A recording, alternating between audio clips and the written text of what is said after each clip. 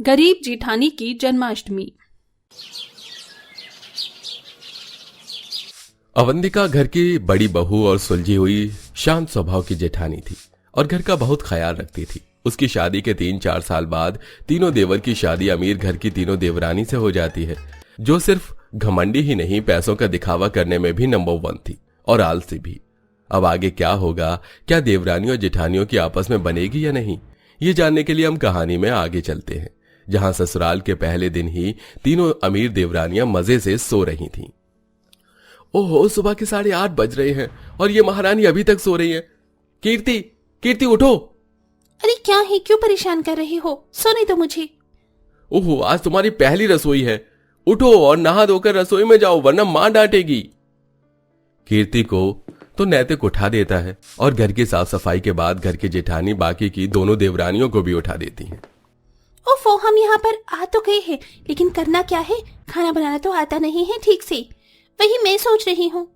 अरे बहू, तुम तीनों क्या सोच रही हो? कितनी देर हो गई, कुछ बनाया नहीं क्या अभी तक? ऐसा है माँ जी, हम तीनों अमीर घर से आई हैं। आप कोई नौकरानी नहीं ढूंढ कर लाई हैं जो यहाँ आकर हमारा काम करे?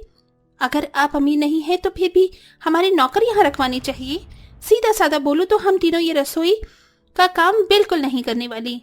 मैंने तो सोचा था बहू कि तुम तीनों घर में आकर मुझे अपने हाथ का कुछ बनाकर खिलाओगे, और ये रस्म होती है पहली रसोई की।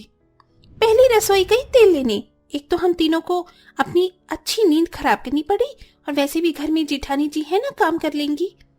पर बहू, ये तो।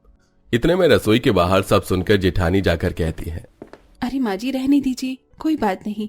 वो इतने बड़े घर से आए हैं, हो सकता है उन्होंने कभी खाना नहीं बनाया हो, इसलिए नहीं आता। मैं ही कर दिया करूंगी। पर वो तू कब तक करेगी? अगर इस घर में तू नहीं होगी तो इन्हें भी तो अपने पतियों को खाना खिलाना होगा ना। मेरे बेटे भूखे थोड़ी रहेंगे। उसके लिए भी माँ जी रात में 24x7 रेस्टोरेंट खुले रहते हैं, ऑनलाइन खाना आ सकता है। डोंट वरी, अब हमें जाने दीजिए। पहले दिन की रसोई तो जेठानी संभाल लेती हैं और तीनों देवरानी बड़ी आसानी से सास को सुनाकर वहां से खिसक जाती हैं। वक्त गुजरता है, धीरे धीरे तीनों देवरानियां जेठानियों को अपने बस में कर लेती हैं और हर बार जेठानी देवरानियों की बात मानकर घर के सारे काम खुद करने लगती हैं। और देवरानियों की गैंग कभी फ्रेंड्स के साथ, कभी किटी पार्टी, तो कभी मूवी शॉपिंग में बिजी रहती है। ऐसे ही एक दिन सास चारों बहू को कहती है, शमिता, कीर्ति, शिल्पा, अवंतिका, तुम्हें पता तो है अगले 3 दिनों में जन्माष्टमी आने को है। मुझे ध्यान नहीं रहा, वरना 1 हफ्ते पहले बता देती हूँ। अगर कैलेंडर देखा है तो इस हिसाब से जन्माष्टमी की तैयारी कर लेना। मंदिर सजा देना, घर में थोड़ा कीर्तन भजन करवा देना, और 56 भोग न सही तो कुछ अधिकतर पकवान बना लेना। फिर रात को उनके जन्मदिन के बाद हम सब व्रत खोलेंगे। व्हाट, व्रत? मतलब फास्ट? ओह कम ऑन सासू माँ, हमने आज तक व्रत नहीं रखा है, हम कैसे फास्ट रखेंगे? बहुत भूख लगती है। लेकिन मेरे पास इसका सोल्यूशन है। हम फास्ट नहीं रखेंगे तभी आपका लड्डू गोपाल का बर्थडे बहुत अच्छे से मनाएंगे। हम दिन में ही सजावट करके गेस्ट को बुलाकर मनोरंजन कर लेंगे। पक्का कर लोगे ना? और खाना बनाना तो तुमको आता नहीं है। अम्मा जी, सारा काम क्या हम ही करेंगे? जेठानी जी खाना बना लेंगे। माँ जी, मैं कर लूंगी, आप फिक्र मत कीजिए। ठीक है, खाना बड़ी बहू बना लेगी। कीर्ति, शमिता, घर की सफाई तुम कर लेना और चारों बहू बराबरी का काम करो। ओहो, हेलो माँ जी, हमने जरा सा जन्माष्टमी मनाने के लिए हाँ क्या कर दिया? अब तो सारा भार हम ही दे रही हैं। पता है ना आपको, हम घर में ऐसा वैसा कोई काम नहीं करते। जहाँ तक पार्टी करने की बात है, मेरा मतलब जन्माष्टमी, वो हम तीनों बहुत अच्छे से कर लेंगे। बहू, तुम समझती क्यों नहीं हो? बीच में तो तुमने कभी काम नहीं किया। रसोई के पहले दिन से ही तुमने मुझे सब कह डाला है। थोड़ा तो शर्म किया करो। त्योहार पर ही एक साथ काम किया कर लिया करो। चारों हमेशा इस बेचारी पर ही बोझ डाल देती हो। कोई बेचारी बेचारी नहीं है, वो बहुत अच्छे से सारा काम संभाल सकती हैं, जैसे अब तक संभालती आई हैं। जब हमने पहले नहीं किया तो आगे भी नहीं करने वाले। ये कहकर तीनों हीरोइन देवरानी चली जाती हैं। गायत्री उन्हें समझाकर परेशान हो जाती है और एक बार फिर जेठानी सास के कंधों पर हाथ रखती है। माँ जी, मैं हूं ना, मैं सब कुछ कर लूंगी, आप चिंता न कीजिए। और सजावट तो ये कर ही देंगी। ऐसे ही 3 दिन बीत जाते हैं। जन्माष्टमी का दिन आ जाता है और तीनों अमीर देवरानियां अच्छे से घर के मंदिर को सजाकर और उसके आगे के हॉल को सजा देती हैं। जहां वो अपनी मॉडर्न फ्रेंड्स को बुलाती हैं। वहीं खाना बनाकर जेठानी भी आ जाती है। लगता है सारा काम अच्छे से हो गया है। जन्माष्टमी के लिए लड्डू गोपाल को सजाया भी अच्छा है। चलो फिर भजन कीर्तन भी शुरू करते हैं हम सब। तुम्हारी फ्रेंड भी आ गई हैं। क्या भजन कीर्तन? यहाँ भजन कीर्तन हो रहा है? एक मिनट, आपको किसने बुलाया जेठानी जी? यहाँ पर हम तीनों पार्टी कर रहे हैं अपनी फ्रेंड्स के साथ। हमने अपने लिए डेकोरेशन की है, आपके लिए नहीं। अगर आपको अपनी जन्माष्टमी का कुछ करना ही है तो यहाँ तो बिल्कुल मत करना। मतलब तुमने फास्ट नहीं रखा? ये सब क्या है? यहाँ खाने पीने की चीज, समोसे, चाउमीन रखा हुआ है और यहाँ भजन कीर्तन नहीं हो रहा। लड्डू गोपाल के जन्मोत्सव के दिन तुम तीनों ऐसा करोगी? हाँ, हम ऐसा करेंगे। Any problem? अब जाओ यहाँ से, आपके लिए यहाँ कोई जगह नहीं है। हमने अपने पतियों के पैसों से डेकोरेशन की है। आपका पति तो इतना कमाता भी नहीं है गरीब जेठानी जी। हम आपके लिए पैसे खर्च क्यों करें? आज के दिन अपनी गरीब जन्माष्टमी अपने आप बनाओ। चलो, अच्छा है तूने इसे यहाँ से निकाल दिया, वरना मेरा सारा मूड खराब हो जाता। आंखों में आंसू लिए गरीब जेठानी वहां से चली जाती है और तीनों घमंडी देवरानी कॉकटेल पार्टी स्टार्ट कर देती हैं। उन्हें दूर से बियर पीता देख अवंतिका हैरान रह जाती है। हे भगवान, आज के दिन इन्होंने ऐसा करके उस मंदिर के हिस्से को अशुद्ध कर दिया। माँ जी ने देख लिया तो बहुत गुस्सा करेंगी और अब मैं जन्माष्टमी की पूजा या भोग उधर भी नहीं लगा सकती। मुझे अपना अलग से ही कुछ करना होगा। भोग भी तैयार नहीं किया।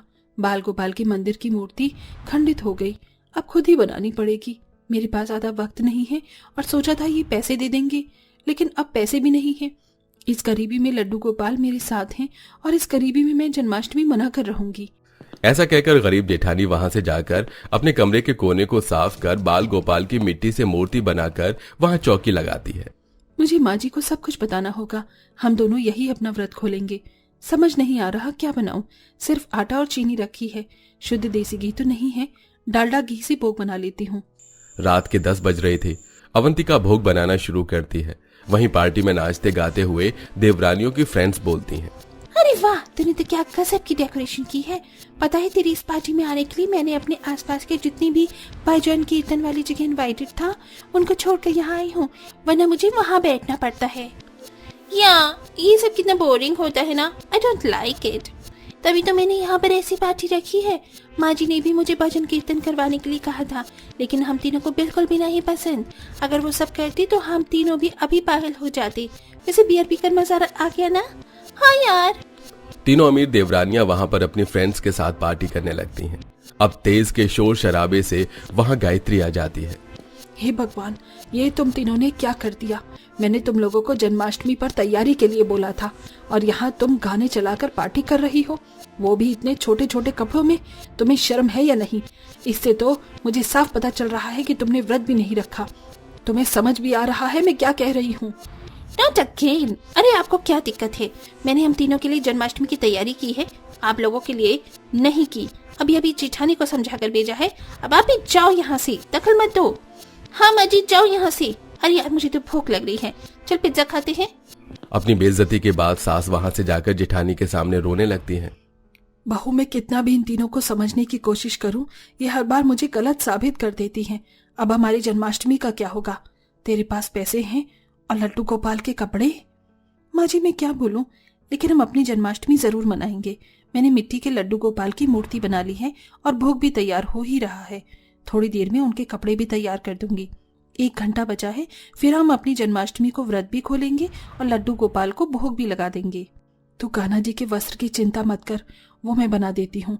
तू भी तो भूखी प्यासी सुबह से काम कर रही है। मैं तो बैठी थी और जिनसे बोला था वो तो निकम्मी निकली। इसके बाद गायत्री कान्हा जी के कपड़े बनाकर कुछ ही देर में तैयार कर लेती है और गरीब जेठानी भी जैसे जैसे गरीब भोग बनाकर रात के 12 बजे कान्हा की आरती करती है। लड्डू गोपाल, जैसे आपने आज के दिन जन्म लेकर सबके कष्ट हर लिए थे, ऐसे हमारे घर के कष्ट भी हर लेना और मेरी तीनों देवरानियों को सद्बुद्धि दीजिए। आरती कुंज बिहारी की, श्री गिरधर कृष्ण मुरारी की। आरती कुंज बिहारी की, श्री गिरधर कृष्ण मुरारी की। गली में बैजंती माला, बजावी मुरली मधुर बाला।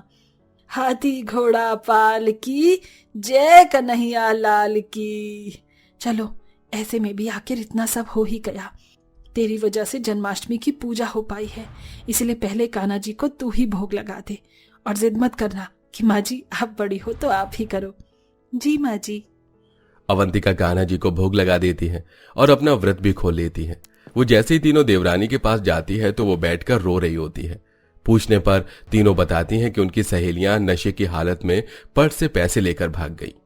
क्या पूरे 50,000 गायब कर लिए? माँ जी हमसे गलती हो गई, हमें माफ कर दीजिए। हम बहुत शर्मिंदा है। जिस अमीरी पर इतना घमंड था वो घमंड हमारा टूट गया है। हमारे पतियों ने हमें काम के पैसे दिए थे, अब पता नहीं वो क्या करेंगे। जेठानी जी आप भी हमें माफ कर दीजिए। अब रोकर क्या फायदा होगा? इसी चीज के लिए तो तुमने आज के दिन अपनी चारों फ्रेंडों को बुलाया था। यही नहीं कि आज के दिन श्रद्धा मन से हमारे साथ जन्माष्टमी का व्रत रखो, पूजा करती। ये करोगी तो ऐसी सजा तो मिलनी ही थी ना।